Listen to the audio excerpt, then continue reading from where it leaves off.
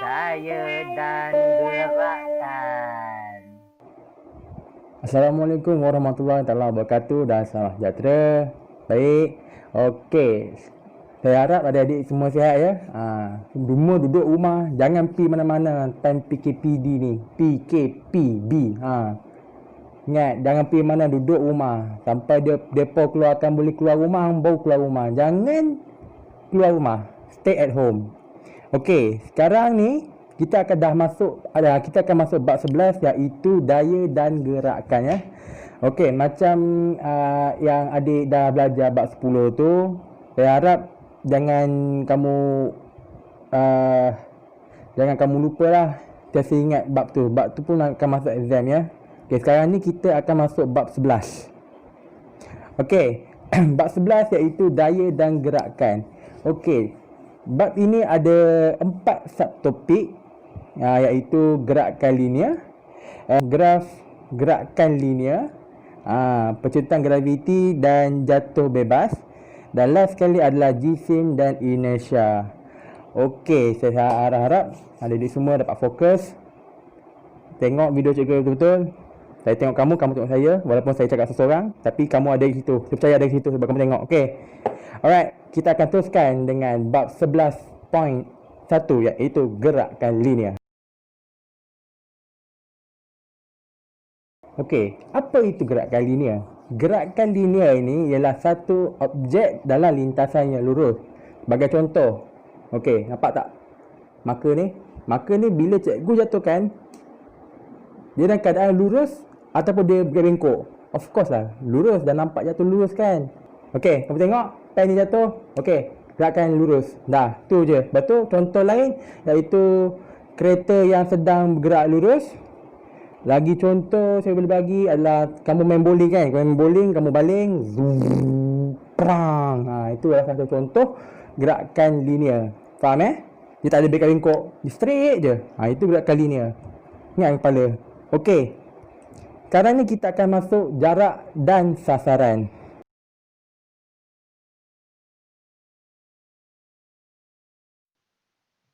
Jarak ialah jumlah panjang lintasan gerakan suatu objek. Okey, contoh jarak. Okey, contoh situasi Laila nak berjumpa dengan Karina. Berapakah jarak yang perlu beliau lalui? Okey, so senang saja. First, Laila perlu jalan ke arah barat sepanjang 80 meter. Kemudian beliau bergerak ke arah utara sepanjang 70 meter. So, sampailah dia jumpa dengan Karina. So, persoalan ni adalah berapakah jumlah jarak yang beliau lalui? So, kamu semua perlu jumlahkan jarak yang Laila lalui. So, 70 meter campur dengan 80 meter adalah sama dengan 150 meter.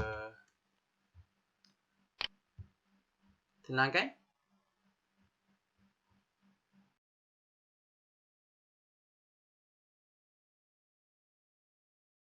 Sasaran ialah jarak lintasan yang terpendek. Okey. Macam situasi tadi. Laila, dia menggunakan jarak yang disediakan untuk berjumpa dengan Karina. Itu adalah jarak. Okey, jarak. Dia terlebih jalan lah. Okey. Itu adalah jarak. Okey, sekarang ni ialah sasaran. Sasaran sekali lagi kita beritahu adalah lintasan terpendek. So, dia hanya perlu ikut jalan yang terpendek ke arah Karina. So, ini adalah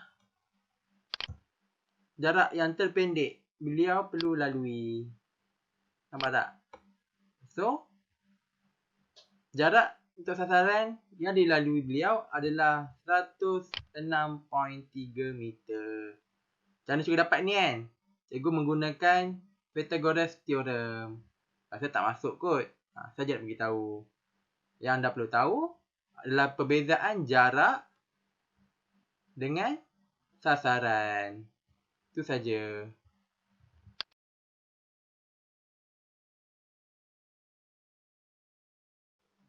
Okey, baiklah.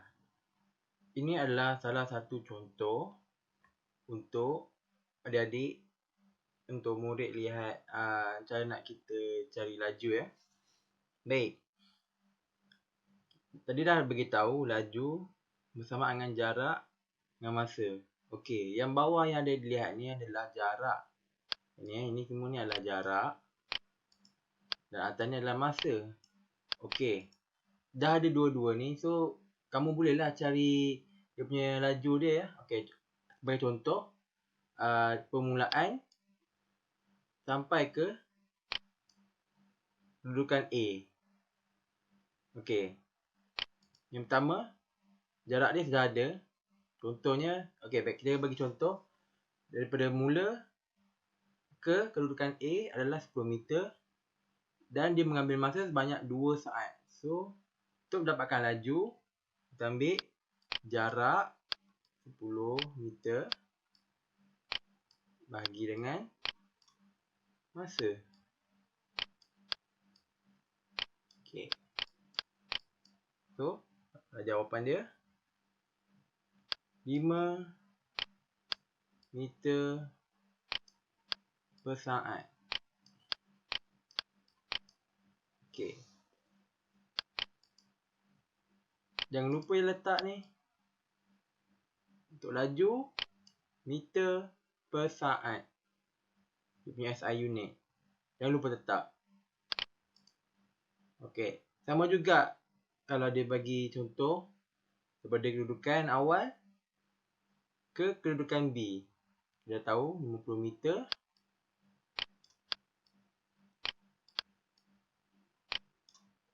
bahagi dengan masa yang diambil. Nampak? Ini. So, masa yang diambil daripada kedudukan awal hingga ke B adalah 6 saat. So, bagi dengan 6 saat. Okay. So, dapatlah jawapan dia 8.33 meter per saat. Okay. Sekali lagi dia cakap, ini penting ya. Jangan lupa. Baiklah. Untuk laju purata pula, kamu ambil jumlah jarak yang dilalui bersama dengan jumlah masa yang dikira.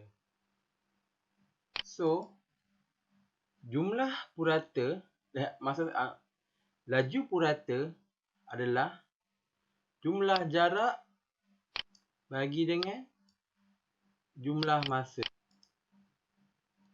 Okay, so, kita dah tahu jarak dia. Jumlah jarak dia adalah 100 meter.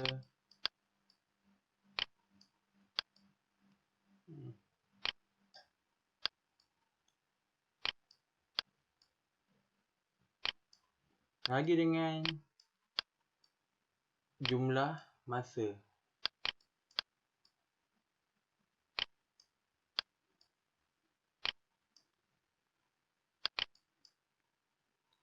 So, laju purata lari ini adalah 10 meter per saat. Sekali lagi saya cakap, jangan lupa SI unit dia.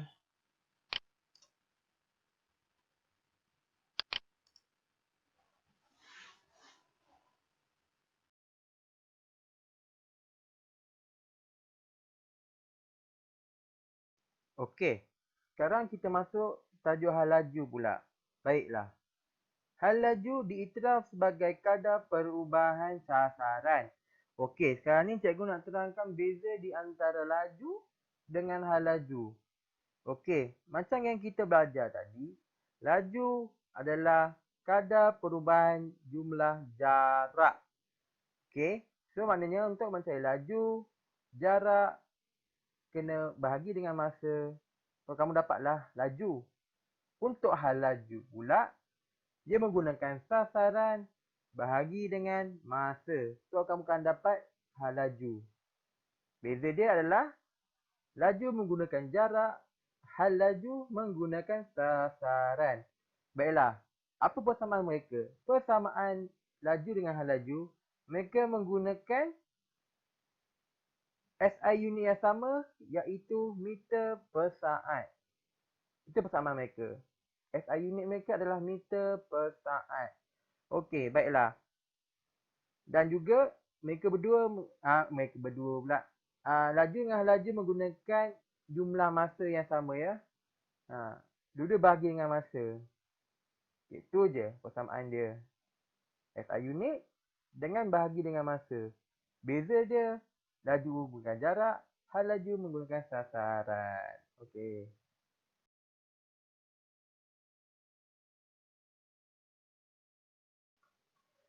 Okey. Sekarang ni masing-masing dah ada buku teks kan? Okey. Untuk wujudkan, kamu boleh buka buku teks muka surat 229. Okey. Sama dengan benda yang tengok tunjukkan sekarang ni. Okey. Alright.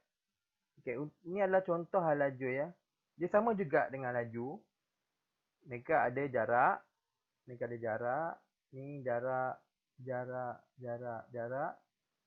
Mereka juga ada hal laju juga ada masa. Nampak? 2 saat.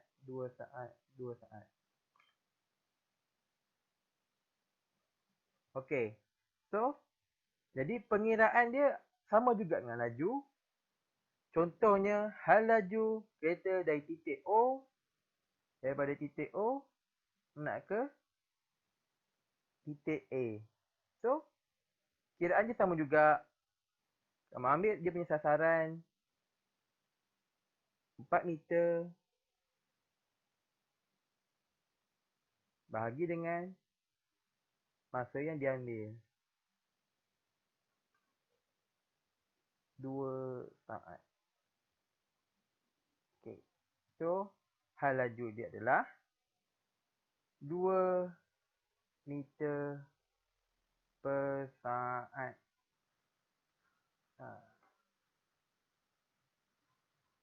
Per saat ni jangan lupa ya. Sama juga seperti dengan laju.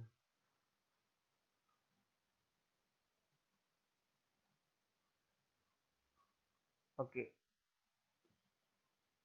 Lagi jenis contoh yang sama juga. Contohnya, hal laju kereta dari titik A nak ke titik B.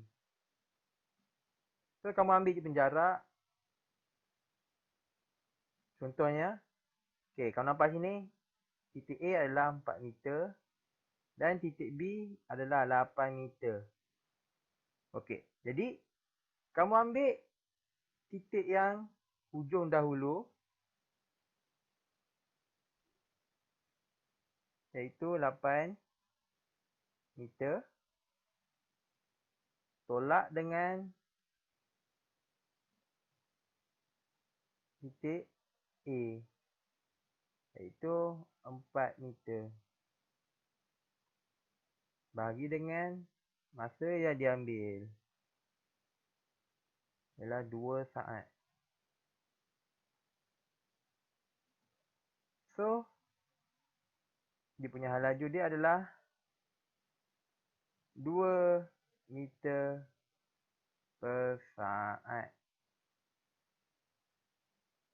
Okay, dia dapat kan? Dia dapat 8 tolak 4, jadi 4 meter. Okay, senang je kan?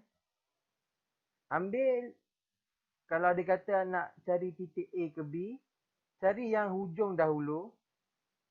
Cari yang belah kanan dahulu, iaitu titik B. Tolak dengan titik A. Kamu akan dapatlah dia punya sasaran dia. Yang hujung tu. Okay, kita beri contoh lagi. Okay. Cikgu nak bagi contoh satu lagi. Benda sama juga, tapi soalan berbeza. Okay, contoh lagi saya bagi. Okay. Sekarang ni contoh dia. Okay, cari hal laju kereta dari sasaran A, titik A Dia nak ke titik C. Okey. Benda sama. Kamu ambil yang hujung dahulu. Jarak sasaran yang hujung dahulu. So, tulis 12 meter. Tolak. Okay, tolak ya. Dengan sasaran yang dicari ni. C tu. Ya. Iaitu 4 meter. Lagi dengan jumlah masa yang diambil. Itu 2 saat.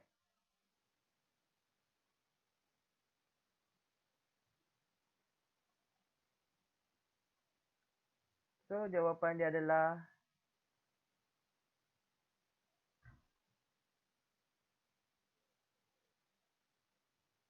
8 meter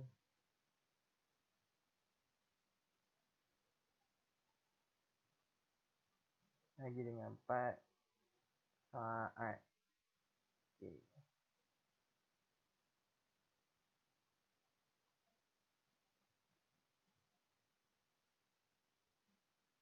So, jawapan dia adalah 2 meter per saat.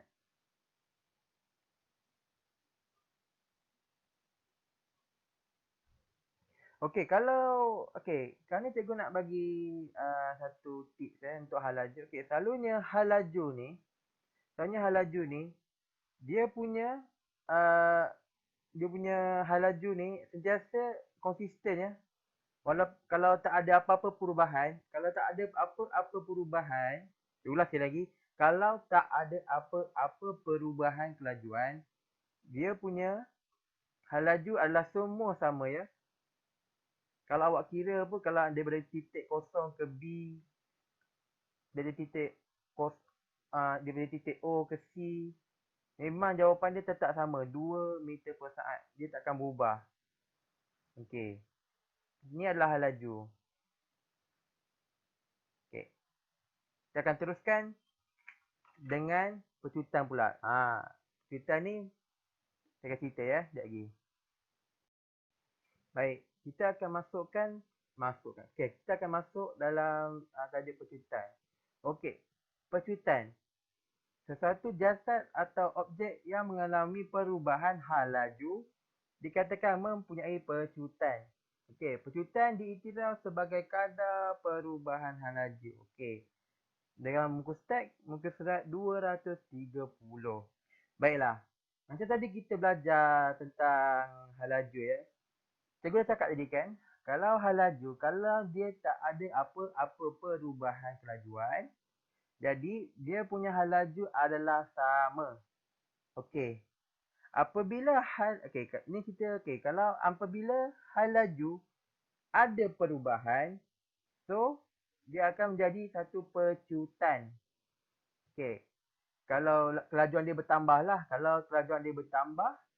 dia akan jadi pecutan. So, untuk mencari pecutan, perubahan hal laju bagi dengan masa yang diambil. Macam tadi juga. Tapi, untuk pecutan, beza dia dengan hal laju, SI unit dia menggunakan meter per saat. Nampak ni? Dia menggunakan meter per saat. Okay. Meter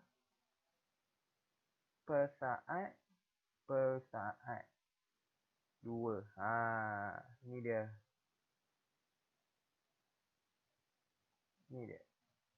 Meter per saat.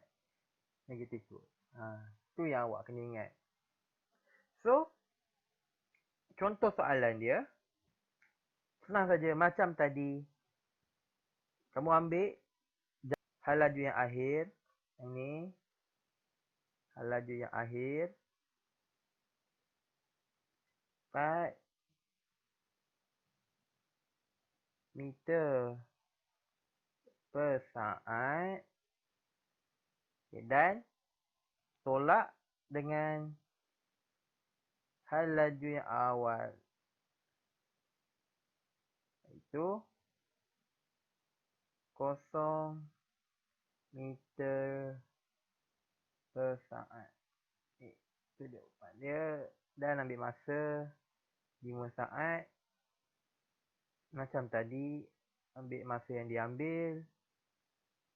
So, jawapan dia adalah 0.8 meter per saat.